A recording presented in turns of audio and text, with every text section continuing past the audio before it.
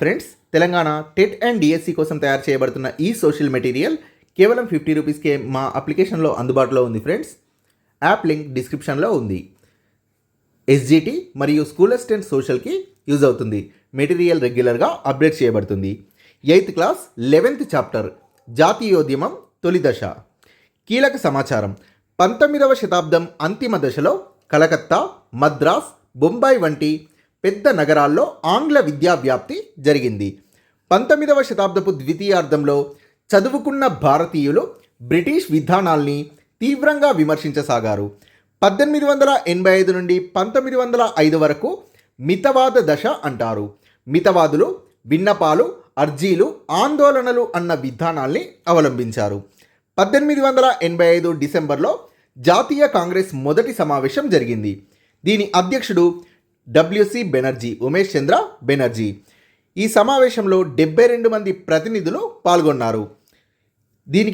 ఈ సమావేశానికి వచ్చిన కొందరు తొలికాలపు నాయకులు దాదాబాయి నౌరోజీ, ఫిరోజ్ షా మెహతా, బద్రుద్దీన్ త్యాబ్జీ, డబ్ల్యూసి బెనర్జీ, సురేంద్రనాథ్ బెనర్జీ, రమేష్ చంద్ర దత్ లేదా ఆర్సి దత్ మరియు జి సుబ్రహ్మణ్యం అయ్యర్.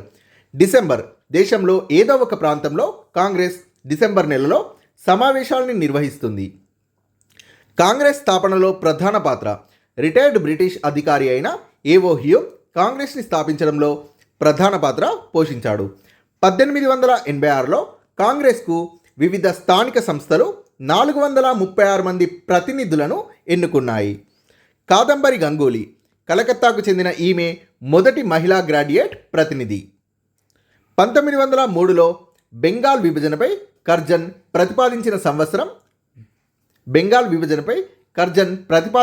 సంవత్సరం 1903 కాగా 1905 అక్టోబర్ 16న బెంగాల్ విభజన అమలైంది. ఈ రోజుని విషాద దినంగా జరిపారు. 1905 అక్టోబర్ 16 కలకత్తాలో హర్తాల్ ప్రకటించారు. ఆ రోజు సాయంత్రం 75,000 మంది ప్రజలు హాజరైన 2 బహిరంగ సభల్లో ఆనంద్ మోహన్ బోస్ మరియు సురేంద్రనాథ్ బెనర్జీ ఉపన్యసించారు. 1905 నుండి 20 వరకు అతివాద దశ. అతివాద నాయకులు లాల్ బాల్ పాల్, లాలా లజపత్ రాయ్, బాల గంగాధర్ తిలక్ మరియు బిపిన్ చంద్ర పాల్. బెంగాల్ కెమికల్ వర్క్స్ ప్రఫుల్ల చంద్ర రే స్థాపించారు. తిలక్ నినాదం: స్వరాజ్యం నా జన్మ హక్కు, దాన్ని సాధించి తీరతాను. 1907 సూరత్ సమావేశంలో కాంగ్రెస్ 2గా చీలగా 1916లో జరిగిన సమావేశంలో లక్నో ఒప్పందంలో కాంగ్రెస్లోని 2 వర్గాలు తిరిగి ఐక్యమయ్యాయి. 1915 తిలక్ జైలు నుండి తిరిగి వచ్చిన సంవత్సరం. హోమ్ రూల్ ఉద్యమం తిలక్, అనిబిసెంట్ కలిసి స్థాపించారు. 1914 నుండి 18 వరకు మొదటి ప్రపంచ యుద్ధం జరిగింది. బ్రిటన్, ఫ్రాన్స్, రష్యా ఒకవైపు ఉండగా జర్మనీ, దాని మిత్ర దేశాలు మరొక వైపు ఉన్నాయి. ఈ యుద్ధం 5 ఏళ్ల పాటు జరగగా అంతిమంగా జర్మనీ ఓడిపోయింది. కృష్ణా పత్రికని 1902లో మచిలీపట్నంలో స్థాపించారు. దీని స్థాపకుల్లో ఒకరు ముట్నూరి కృష్ణారావు. 1902లో కృష్ణా పత్రికలో ఉపసంపాదకుడిగా చేరిన ముట్నూరి కృష్ణారావు 1907లో సంపాదకుడై 1945లో చనిపోయే వరకు ఈ పత్రిక కోసం పనిచేశారు. కృష్ణా పత్రిక కోసం. 19వ శతాబ్దపు అంతిమ దశలో కలకత్తా, మద్రాస్, బాంబే వంటి పెద్ద నగరాల్లో ఆంగ్ల విద్యా వ్యాప్తితో ఒక కొత్త చైతన్యం రూపుదిద్దుకోసాగింది.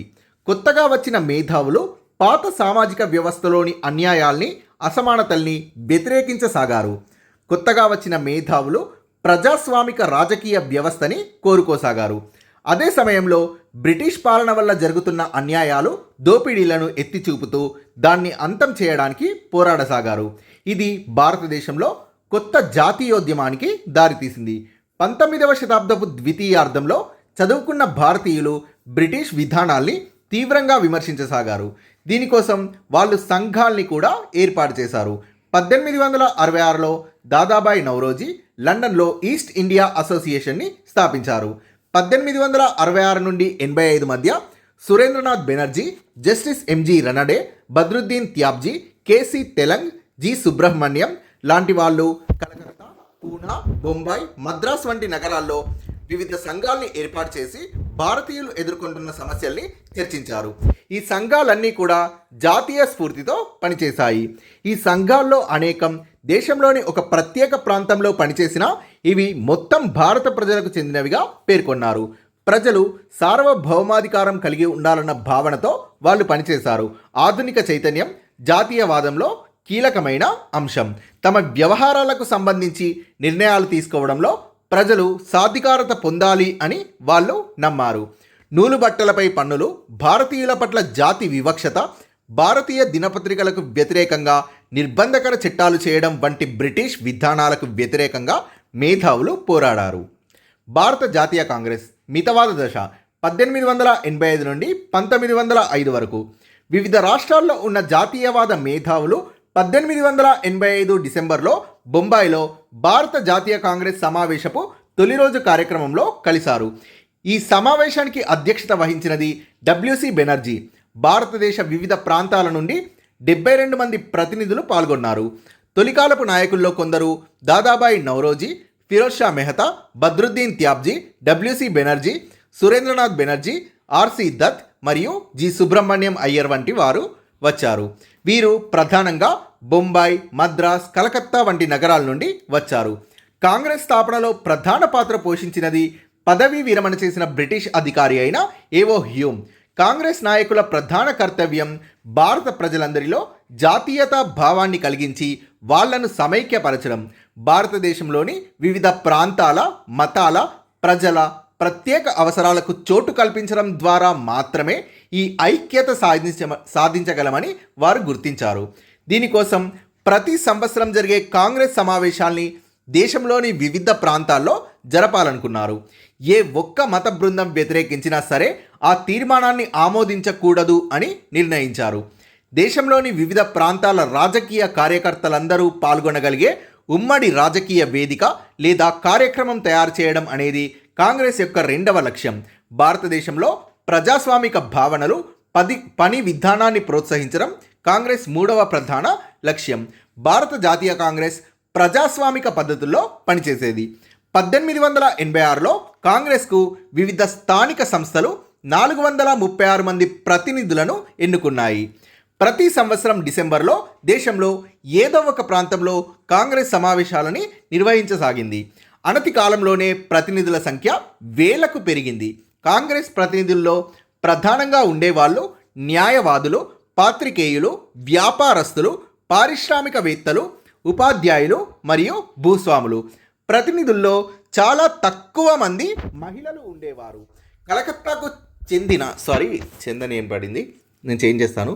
కలకత్తాకు చెందిన కాదంబరి గంగూలీ మొదటి మహిళా గ్రాడ్యుయేట్ ప్రతినిధి. ఈ సమావేశాలకు ఉన్నత సామాజిక నేపథ్యానికి చెందిన పురుషులు అధిక సంఖ్యలో హాజరయ్యేవారు. మొదటి 20 సంవత్సరాలు మితవాద జాతీయవాదులనబడే నాయకులు కాంగ్రెస్ని నడిపారు. వీరు సంస్కరణలు చేపట్టవలసిందిగా ప్రభుత్వానికి అనేక అర్జీలు ఇచ్చేవారు. ప్రభుత్వం పరిపాలనలో భారతీయులకు మరింత చోటు ఉండాలని కోరసాగారు. ఇంపీరియల్ విధాన సభల్లో మరింత మందికి ప్రాతినిధ్యం ఉండాలని, వాటికి మరిన్ని అధికారాలు ఉండాలని, అవి లేని రాష్ట్రాల్లో వాటిని నెలకొల్పాలని మితవాదులు కోరసాగారు. ప్రభుత్వంలో ఉన్నతాధికార స్థానాల్లో మరికొంతమంది భారతీయులకు స్థానం కల్పించాలని కోరసాగారు. దీనికోసం సివిల్ సర్వీస్ పరీక్షలు లండన్లోనే కాక భారత్లో కూడా నిర్వహించాలని కోరసాగారు. ముఖ్యమైన ఉద్యోగాల్లో ప్రధానంగా యూరోపియన్లే ఉండేవాళ్ళు కాబట్టి ఈ రకమైన జాతి వివక్షతకు వ్యతిరేకంగా పరిపాలనలో భారతీయుల్ని తీసుకోవాలని కోరసాగారు. దాదాబాయి నౌరోజీ, ఆర్సి దత్, రనడే వంటి నాయకులు బ్రిటిష్ పరిపాలన ఆర్థిక ప్రభావాన్ని అధ్యయనం చేసి పన్నులు, ఇతర మార్గాల ద్వారా బ్రిటిష్ వాళ్ళు భారతదేశ సంపదని దోచుకుంటున్నారని, భారతదేశం నానాటికి పేద దేశంగా మారుతోందని నిర్ధారణకు వచ్చారు. కాంగ్రెస్ ఈ క్రింది వాటిపై తీర్మానాలు చేసింది. ఉప్పుపై పన్ను, విదేశాల్లో భారతీయ కూలీలతో వ్యవహరిస్తున్న తీరు, అటవీ శాఖ జోక్యం వల్ల ఆదివాసులు ఎదుర్కొంటున్న సమస్యలు. సమావేశాల్లో వీటిపై తీర్మానాలు చేస్తుండేది. భారతదేశంలో పేదరికాన్ని అంతం చేయడానికి జాతీయ పారిశ్రామిక అభివృద్ధి తప్పనిసరి అనే నిర్ధారణకు తొలితరం నాయకులు వచ్చారు. భారతదేశ సంపదను ఇంగ్లాండ్కు దోచిపెట్టడమే కాకుండా బ్రిటిష్ సరుకులను భారతదేశంలో చవకగా అమ్మడం ద్వారా భారతీయ చేతి వృత్తులు పరిశ్రమలు క్షీణించాయి. తద్వారా భారతదేశ అభివృద్ధికి బ్రిటిష్ పరిపాలన ఆటంకంగా నిలిచింది. ఉపన్యాసాలు, సమావేశాలు, యాత్రల ద్వారా దేశంలోని వివిధ ప్రాంతాల ప్రజలతో మితవాద నాయకులు సంబంధాలు ఏర్పరచుకున్నారు. బ్రిటిష్ వారు స్వేచ్ఛా న్యాయాలకు కట్టుబడి ఉన్నారని, సరిగ్గా వ్యక్తపరిస్తే తమ కోరికల్ని తీరుస్తారని మితవాదులు నమ్మారు. దినపత్రికలు, ఉపన్యాసాలు, తీర్మానాలు, ప్రభుత్వానికి వినతి పత్రాలు ఇవ్వడానికి ప్రతినిధి బృందాలు వంటి వాటి ద్వారా వాళ్ళు తమ ఉద్యమం కొనసాగించారు. క్లుప్తంగా మితవాదులు విన్నపాలు, అర్జీలు, ఆందోళనలు అన్న విధానాల్ని అవలంబించారు. ప్రభుత్వం తన విధానాల్ని మార్చుకునేలా చేయడంలో వీరు విఫలమైన ముఖ్యమైన అంశాల మీద భారతదేశ అభిప్రాయాన్ని మితవాదులు తెలపగలిగారు. భవిష్యత్తులో భారత జాతీయోద్యమం బలోపేతం కావడంలో ఇది ముఖ్య పాత్ర పోషించింది. 18వ శతాబ్దం చివరి నుండి 1943 నాటి మహా బెంగాల్ కరువు వరకు బ్రిటిష్ ఇండియాలో ప్రధాన కరువులు సంభవించాయి. ఈ కరువులు పంటలు దెబ్బతినడం వల్ల సంభవించిన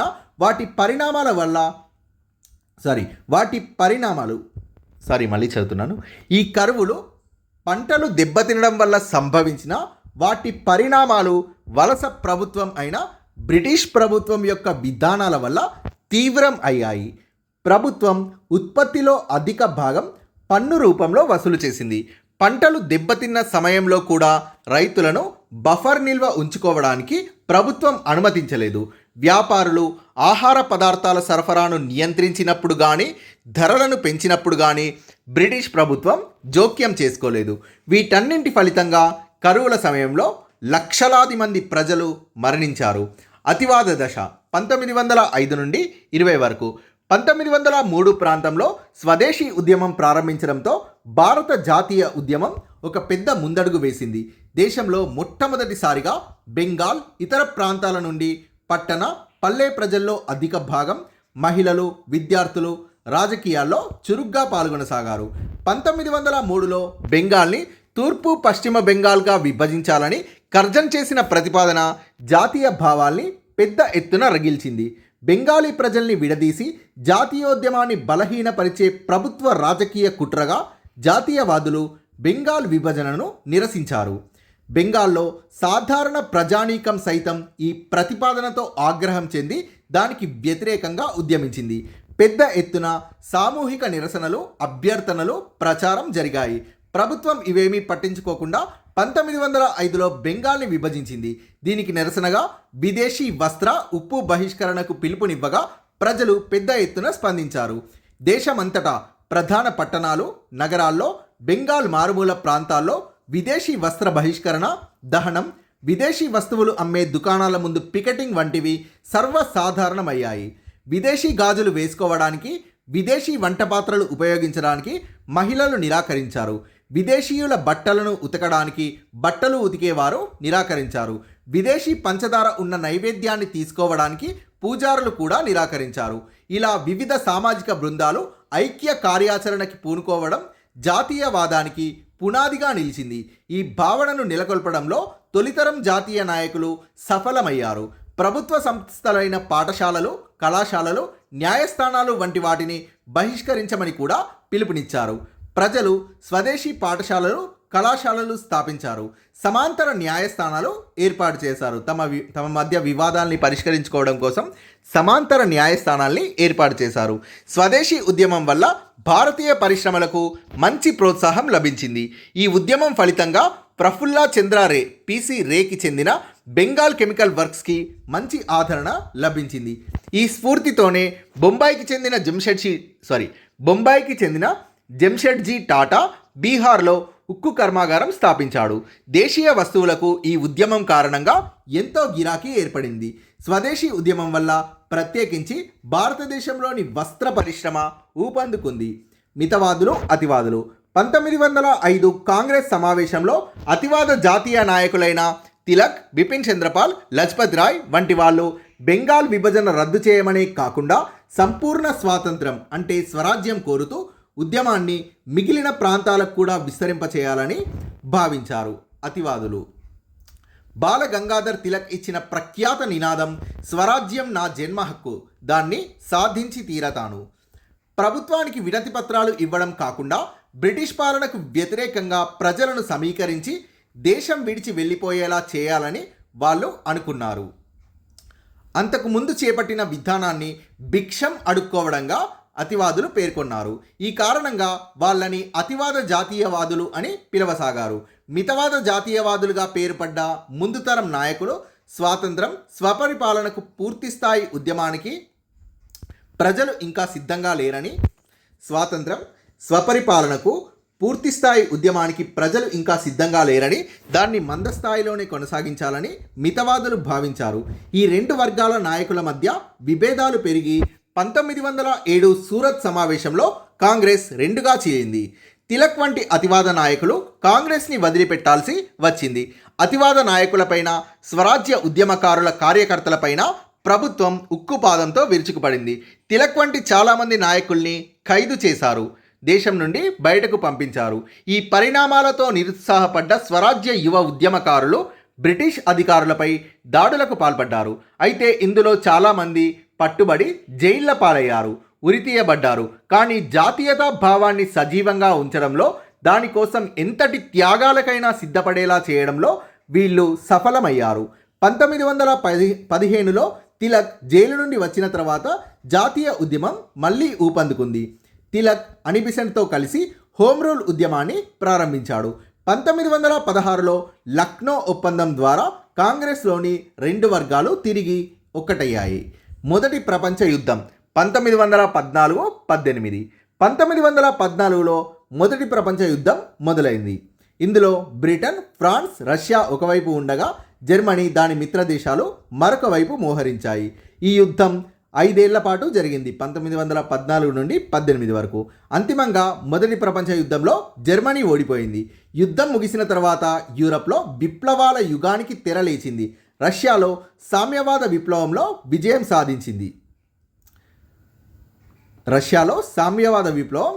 సాధించింది.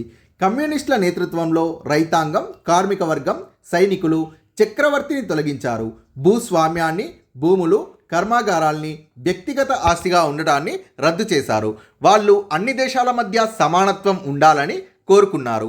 వలస పాలనలో మగ్గుతున్న దేశాల స్వాతంత్రానికి మద్దతు ఇచ్చారు. భారతదేశంలో పన్నులు పెంచడం ద్వారా యుద్ధానికి కావలసిన వనరుల్ని సమకూర్చుకోవడానికి, సైన్యానికి కావలసిన ఆహారం, ఇతర వస్తువుల ఎగుమతికి బ్రిటన్ పూనుకోవడం వల్ల ఇక్కడి ప్రజలు ఎన్నో కష్టాలకు గురయ్యారు. దీనివల్ల బ్రిటిష్ పాలన పట్ల ప్రజల అసంతృప్తి మరింత పెరిగింది. బ్రిటన్ అణచివేత ధోరణి కారణంగా ప్రజల్లో అసంతృప్తి రగులుతున్న తరుణంలో మహాత్మా గాంధీ దక్షిణాఫ్రికా నుండి తిరిగి వచ్చి భారత స్వాతంత్రోద్యమంలో భాగమయ్యాడు. బెంగాల్ విభజించబడిన రోజు 1905 అక్టోబర్ 16. దీన్ని విషాద దినంగా భావించారు. ఆ రోజు బెంగాల్లో ఎవరు వంట చేయలేదు, దుకాణాలన్నీ మూసేశారు. కలకత్తాలో హర్తాల్ ప్రకటించారు. ప్రజలు గంగానదిలో స్నానం చేసి వందే మాతరం పాడుతూ వీధుల్లో ఊరేగింపు నిర్వహించారు. బెంగాల్ రెండు భాగాల ఐక్యతకు చిహ్నంగా ప్రజలు ఒకరికొకరు రాఖీ కట్టుకున్నారు. ఆ రోజు సాయంత్రం 75,000 మంది ప్రజలు హాజరైన 2 బహిరంగ సభల్లో ఆనంద మోహన్ బోస్, సురేంద్రనాథ్ బెనర్జీ ఉపన్యసించారు. మచిలీపట్నం నుండి కృష్ణా పత్రికను 1902లో మచిలీపట్నంలో స్థాపించారు.